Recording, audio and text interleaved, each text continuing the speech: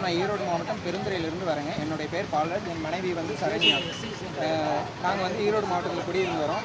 என் மனைவியோட தாயார் வந்து கோவை மாவட்டத்தில் மதுக்கரையில் குடியிருந்து வந்தாங்க. அவங்க 2019 இறந்துட்டாங்க.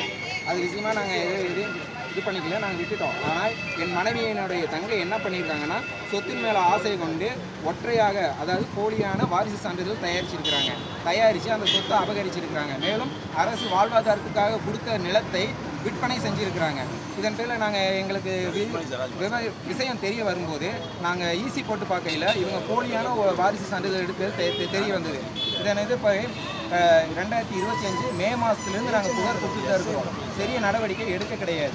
போலியான வாரிசு சான்றிதழ் கொடுத்துருக்காங்கன்னு சொல்லி வட்டாட்சியர் அலுவலகத்தை புகார் கொடுத்தோம். அவங்க சரியான நடவடிக்கை எடுக்கலை. மேலும் நாங்கள் கலெக்டர் அலுவலகத்தை வந்து புகார் கொடுக்கும்போது அதன் பேரில் விசாரணை பண்ண சொல்லும்போது இது போலி அப்படின்னு சர்டிஃபிகேட் தந்தாங்க. ரெண்டாவது நாங்கள் இதன் பேரில் முறையான நடவடிக்கை எடுக்க சொன்னோம். போலி ஆவணத்தை தயாரித்தது யார், அந்த கும்பலை கண்டுபிடித்து உரிய தண்டனை வழங்குங்கன்னு சொல்லி நாங்கள் கேட்டிருந்தோம். இப்போ வரைக்கும் எந்த நடவடிக்கையும் எடுக்கலை.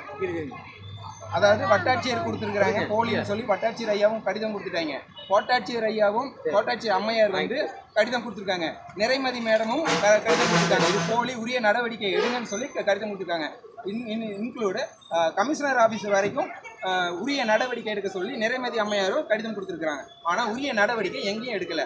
மதுக்கரை காவல் நிலையத்தில் இது வந்து ரூரல், இது சிட்டியில் வரும், இது ரூரலில் வரும்னு சொல்லி எங்களை கடந்த மே மாதத்துலேருந்து இந்த 6 மாதமாக அலக்கழிச்சிட்டு இருக்காங்க. குற்றவாளிகள் மீது எந்த வழக்கு பதிவும் செய்யலை.